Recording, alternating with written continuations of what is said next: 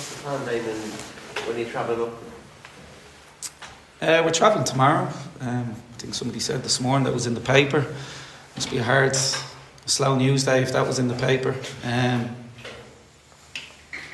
listen, we obviously spoke to senior players and the younger boys. They just want to treat it like a normal day. So why even Paddy, Sean Boyd, Griff, they've been around the league donkeys of years, and for donkeys of years they've travelled up on the day of a game.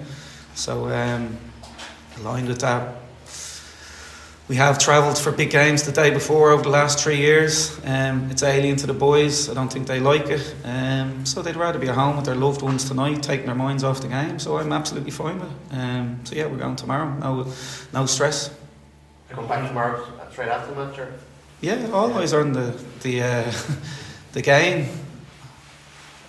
I know other people go, oh, what if this, and let's book this. No, we're going up to play a game, to win the game, and to come home and sleep in our own bed. It's a very simple message.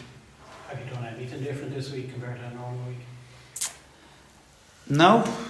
Listen, Waterford, each game gets bigger and bigger. Waterford, Drogheda, there's obviously subtle things in the background, but every week it's been the same. I don't know whether you picked up on what I said to Darren maybe 10 days ago, 2 weeks ago, as in you can overthink these things. Remember 2 years ago for the cup final, we probably gave them too much detail, we probably gave them too much. The sessions was overloaded with detail, the meeting was overloaded with detail, they got private meetings with detail, but yeah, we haven't done that this time. It's just, like I said, normal weeks, and that's it, keeping it simple. Did you refer back to that cup final yourself when thinking about it? Here, whether it was for the lads or for me, the cup final, I guess, like going into games, feeling this as if I haven't given them anything, but maybe we as a staff took it to the extreme. So yeah, maybe we've grown as staff and as coaches and as men, that we've just put trust in our coach, and that's not just gone on this week, but over the past 3 years. So we haven't needed to hit them with the kitchen sink, and that's why, i.e. tomorrow night and the training leading up to it, it's just been very simple and very normal. You know what it's like with a player going for or approaching a match where you can win the title. I mean, is it different? Does it feel different? Are there more butterflies? All I can speak for is obviously myself at the minute, and I'm as cool and as calm, believe it or not, as I've ever been. The players seen it. They've been training at a real league level and playing at a top level for weeks now. So they have. Probably the most nervous person in my life at the minute is my wife. She's a bundle of nervous energy walking around the house, just keeps wanting to talk about permutations and what if this happens, whereas I don't want to talk about football at all. So there's absolutely no nerves. Should there be? I don't know, but we're calm, we're very focused, and we'll be highly motivated tomorrow night. Have you spoken about keeping focused? There was an incident at the Pats Derry game last week where about 10 minutes ago the Pats fans started celebrating and singing as if there'd been a goal that would have had in your match against Drogheda, which obviously wasn't the case. False information or whatever, we don't know where it came from, but have you spoken about that kind of thing, that they might hear the wrong thing, there might be things shouted at them? Yeah, bizarrely touched on it briefly at half time last week in the Drogheda game, as in telling them not to let their minds wander. If they do hear noise, or if they've had a bad moment, to reset. If they've had a good moment, don't get carried away. If we go 2-0 up, which we did, don't get carried away. Or where's it going to put us? Might we win something? So it's not a time to let your minds wander. So that was the message, and I'm sure it will be at some point again tomorrow night, just to win that moment in front of you.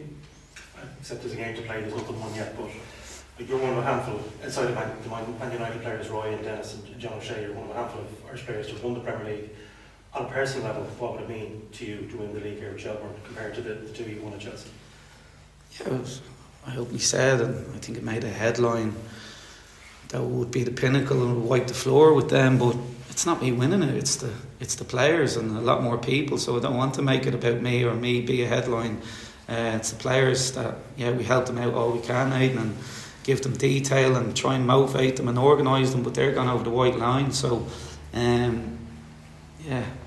have a trophy in the Shelbourne dressing room tomorrow night. It's the players. It's not mine. So it'd be great, but it's their achievement. Is it a help or a burden that you've been the best team all season, but yet you need the result to go your way tomorrow night as well?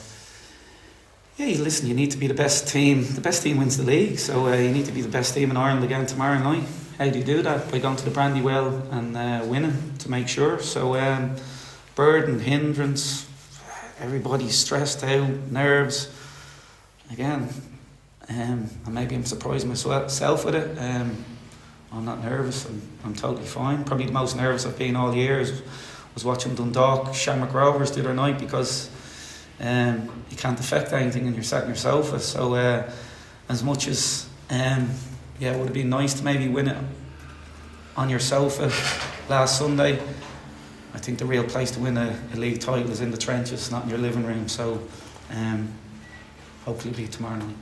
You said last week as well about how maybe people outside the League of Ireland have been captivated by your story, Shelbourne's story, but people inside maybe haven't. The fact that the PFA awards were nominated were out this week and there's not a Shelbourne player on it.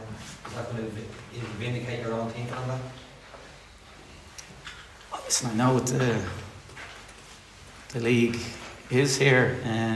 Sometimes if these guys, they don't need the individual awards. I think you mean Player of the Year, do you? Yeah. It shouldn't bother them. The players know what I think of them, and I absolutely stand over that. It's a very pally league. Whether it be other teams or knowing the right people in the association. Do I have pals? Do I know the right people? No, but I'm not going to change. There's not enough players in the team of the year. There's not any up for Player of the Year. If I ask the 21 senior players today or tomorrow what's the one thing they want to win, I think I know what their answer will be. What are your own experiences even as a player of going in? I was trying to think, were you part of the Newcastle team that went down on the last day? By the way, was that those experiences of the last day? What have you already had in football? Well, I got relegated 3 times. Blackburn, I was a young boy, probably hit me hard because I felt the responsibility of it. Fulham, a club close to my heart, but probably wasn't involved because I had a bad injury, but still felt it. And then obviously Newcastle one, felt it again for different reasons because I scored the goal that sent them down. But all these moments, these hard moments in your life, I still would never change them because they make you who you are today. So and like I've referenced many times this year, pressure, nerves, whatever, I know which end of the table I'd rather be. So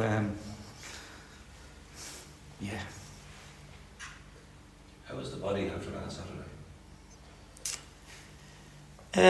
Well, I was soon brought down to, well, not that I was strung around thinking I played well, but I believe it was on YouTube, which I found out afterwards. And obviously our famous post-match meeting on Monday involved post-match Strada, but it also involved post-match Drumcondra 11. So there was a 3-4 minute video put together on myself, Joe and Skins performances kindly by Damien McAllister. Obviously lighthearted, and when I look back, it wasn't a great watch. Were you tempted to draft Wes Lighthearted for the final match? I tried to sign Wes. When Wes retired there, I think I tried to sign him for the run-in last year for 10 games, 11 games. Said come over a day a week, 2 days a week, train, you can stay at mine, here make an impact.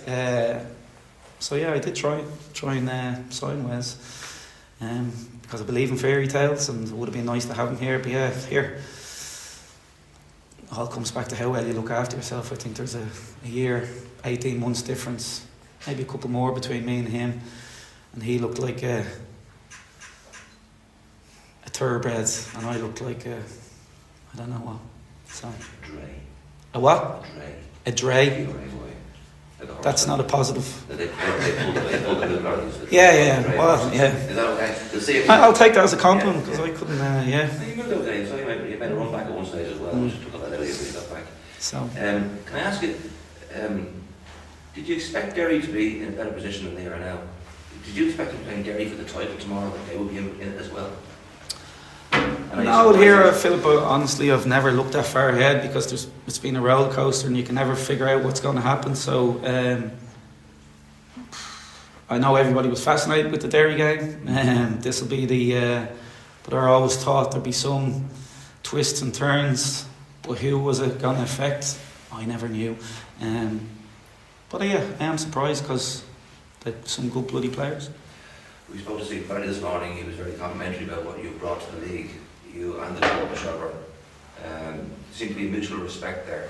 Come back to he felt when you were coaching at Rovers, he saw something new that he thought you would go on to do what you're doing. He said like to have a glass of wine with you, so when the season is over, just he's in the opposite corner. Your thoughts on him and what he has done, and how has he maybe possibly shaped you in some way where you were? Oh, listen, I've been shaped by many managers and coaches since I was 16 years of age, going over to England. I guess has Stephen played a part, yeah. But in all honesty, I probably curse him most days. Why? Because he got me into coaching and management, and it's all his fault, really. So, what you see, whether it be a positive or a negative, right in front of you now, I guess Stephen created this. Do you not enjoy that? Because you said so much about you needing that focus. You know what I mean? In your life, whether it be as a player, but having not actually enjoy. Of course, listen, I've openly said it's the best 3 years of my life. So when I curse him, it doesn't mean a negative. I blame him. So I'm in this gig really because of Stephen. How I got into it, I don't even know some days. I don't. You ask me or ask you guys at the end of my career, will Damien Duff be a pundit on TV? He said no because he doesn't speak. Will he be a coach or a manager? No, because he doesn't speak and he doesn't have a personality, I'm sure he said. But yeah, I am here. And how, Stephen pushed me towards it. I went and did coaching licences because I was a bit bored and I wanted to see what all the crack was about. I was crap. Hurt my ego, so I decided to do all of them, see if I could get any better. I did get better, and like I said, along the way, Stephen pushed me. Celtic came in, maybe he wanted rid of me out of the club, but he said I should go, my wife said I should go, part and parcel of the journey. So like I said, Stephen's had a big impact, along with people at Celtic, along with people, the list is endless. So yeah, curse and blame and whatever, he played a big part in me getting into coaching because he said I should do it, and like I said, I don't think I had many other options anyway, so I needed to keep busy. Was it a tough sell at the time, even to go into underage coaching? No, well here, that was me that wanted to do underage, and I'd always push young coaches that probably doubt themselves to go down that route. It's been so long ago now. I think I ended up at Rovers and on the coaching staff because Stephen wanted a bit of help and another coach in the building, so that's how I ended up back there.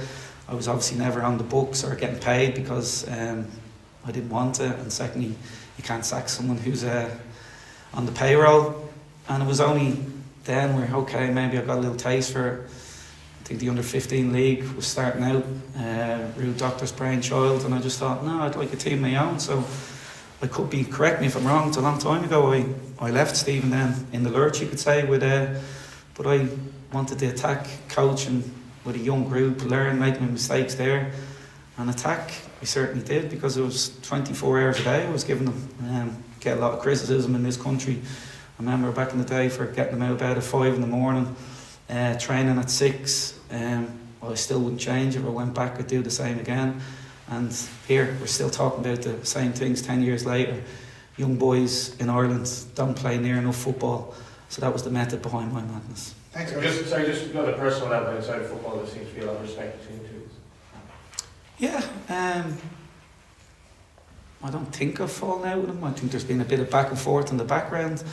But here, like I said, to get where I want to go to, I will fall out with anyone. I'm happy to do that, as you've seen. Yeah, at times I don't like the person I become when you go over the white line, but I think you need to have that edge to get success, whether it be an individual as a team. So respect absolutely the job he's done there. Forget out even about domestically the last 4 years in Europe. Incredible. So yeah, respect, and like I said, I blame him for stuff as well. Thank you very much. That's us. All the way. You won't have that bottom line with him in a few weeks either way. I'll have to have one with the staff first, so they're the loves of my life, so I'll make sure I'll have one with them first. Alright? Thanks everybody. All the best, Ed.